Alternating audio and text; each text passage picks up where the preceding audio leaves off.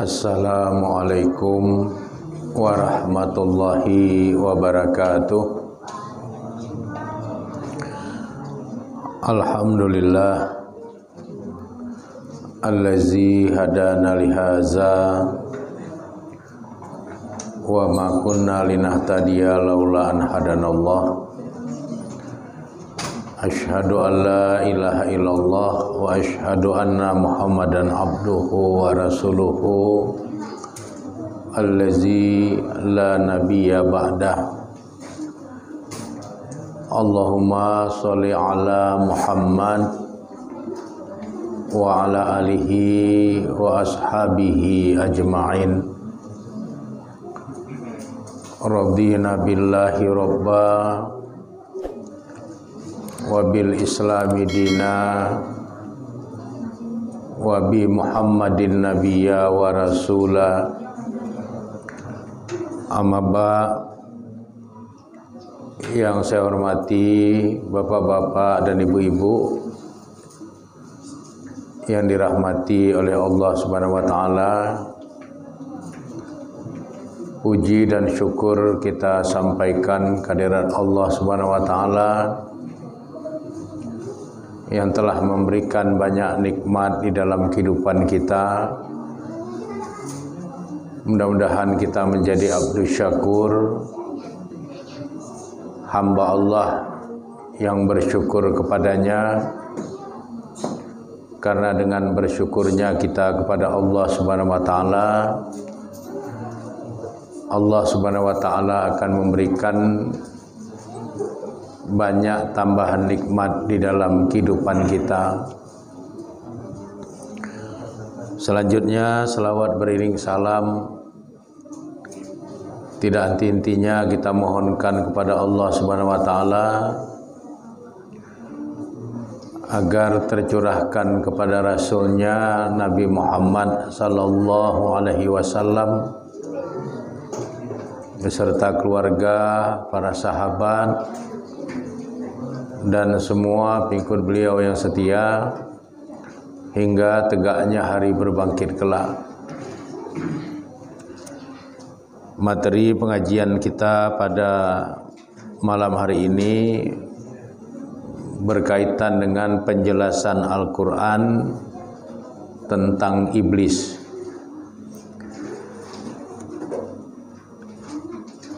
Di dalam keyakinan kita sebagai umat Islam, merujuk kepada ayat-ayat Al-Quran, merujuk kepada hadis-hadis Rasulullah sallallahu alaihi wasallam yang sahih, maka iblis adalah salah satu makhluk ciptaan Allah yang telah ditetapkan menjadi adu mubin, menjadi musuh yang nyata bagi hamba-hamba Allah yang beriman. Banyak sekali ayat-ayat Al-Quran yang bercerita tentang iblis,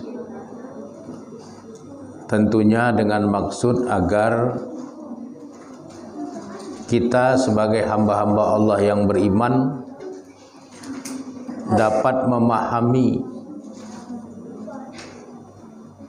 bahwa iblis adalah musuh yang nyata, sehingga kita harus mawas diri terhadap berbagai macam bentuk tipu daya yang dimainkan oleh iblis. Di dalam surat Al-A'raf surat ke-7 ayat 12, Allah berfirman, qala ma mana'aka, apa yang menghalangimu, yaitu iblis, ala tasjuda iz amartuka,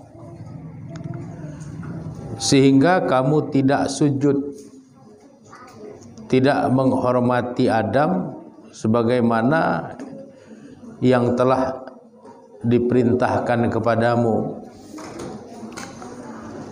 Qala, maka iblis menjawab, ana khairum minhu, aku lebih baik daripadanya Adam. Khalaqtani min narin, aku ini, kata iblis, diciptakan dari api. Wa khalaqtahu, sedangkan dia Adam diciptakan min tin, dari tanah. Ini artinya permusuhan iblis kepada anak keturunan Adam sudah berlangsung sejak awal dari Allah Subhanahu wa taala memerintahkan iblis untuk memberikan penghormatan kepada Adam. Sejak itulah timbul permusuhan antara iblis dengan Nabi Adam alaihissalam dan anak keturunannya.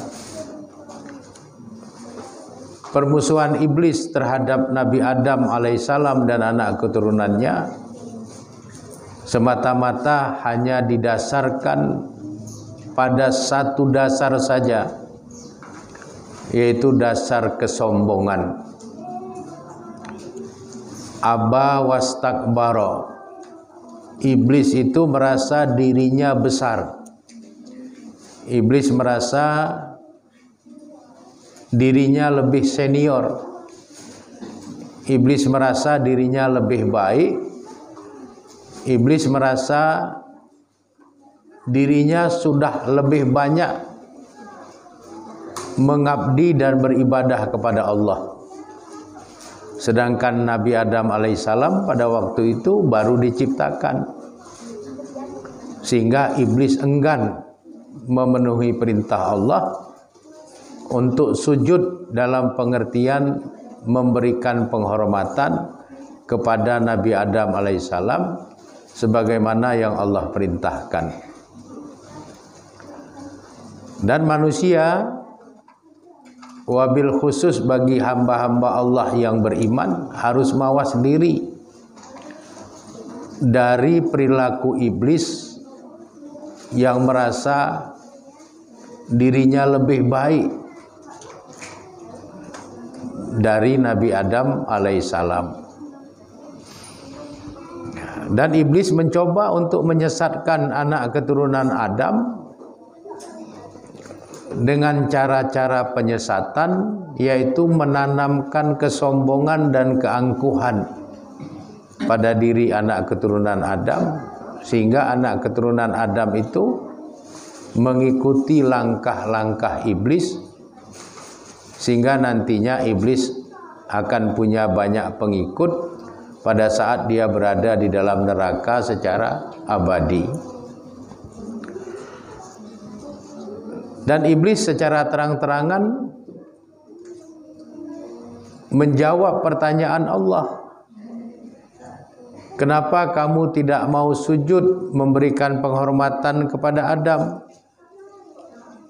Iblis menjawab, ana khairum minhu, aku lebih baik daripada dia Adam alaihissalam.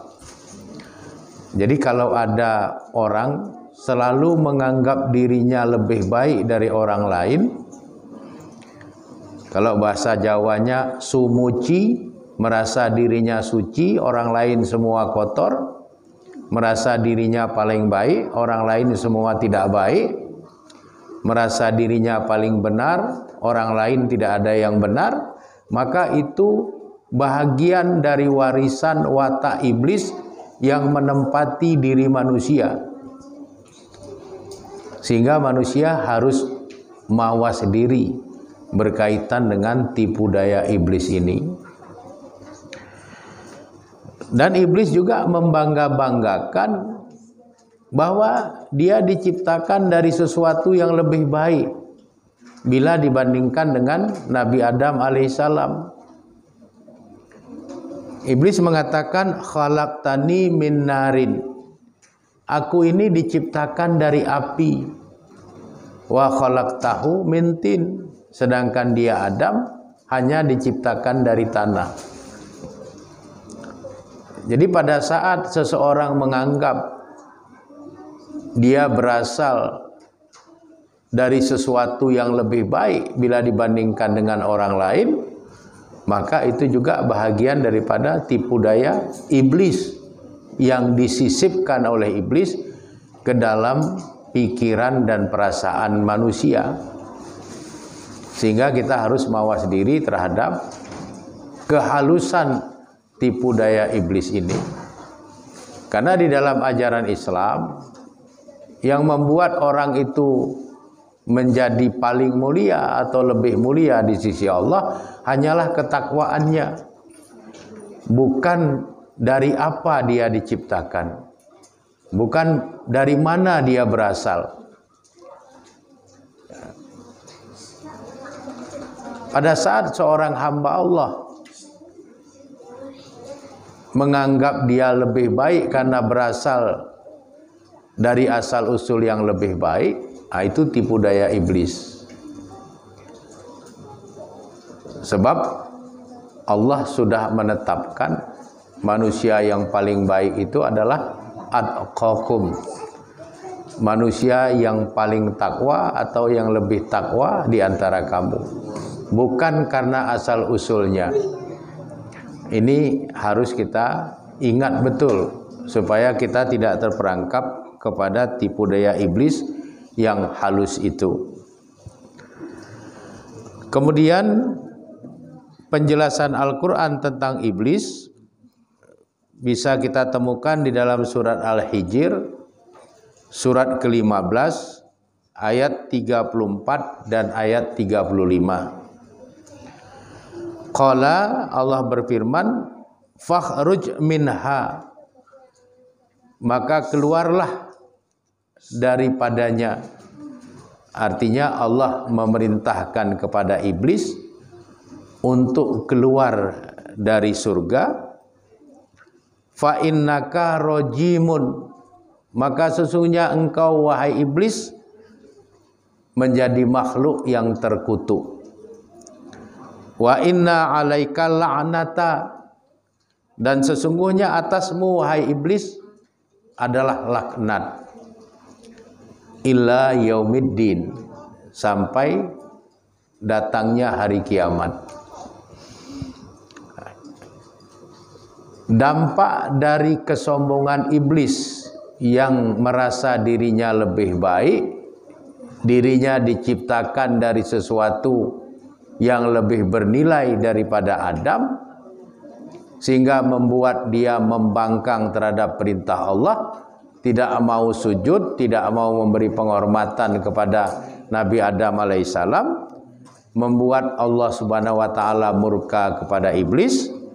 Kemudian Allah subhanahu wa ta'ala memerintahkan kepada iblis agar iblis keluar dari surga. Fakhruj minha, maka keluarlah daripadanya. Keluarlah iblis dari surga. Itu perintah Allah kepada iblis. Dan bukan hanya terusir iblis dari surga, tapi Allah memberikan stressing, memberikan penekanan, fa innaka rojimun, maka sesungguhnya engkau wahai iblis terkutuk. Jadi iblis itu makhluk terkutuk. Siapa yang mengutuk? Allah. Dan tidak hanya sekedar terkutuk, wa inna alaika la'nata, dan sesungguhnya atasmu wahai iblis adalah laknat. Apa beda terkutuk dengan laknat? Kalau terkutuk itu untuk satu kali kejadian, tapi kalau laknat itu menyertai perjalanan kehidupan iblis itu sampai tegaknya hari kiamat, ila yaumiddin. Jadi terkutuknya iblis itu dalam bentuk kutukan yang terlaknat. Artinya sepanjang perjalanan hidup iblis di alam dunia ini, dia terus terkutuk, dia dalam laknat Allah. Sampai kapan? Sampai hari kiamat nanti dia dimasukkan ke dalam neraka jahanam.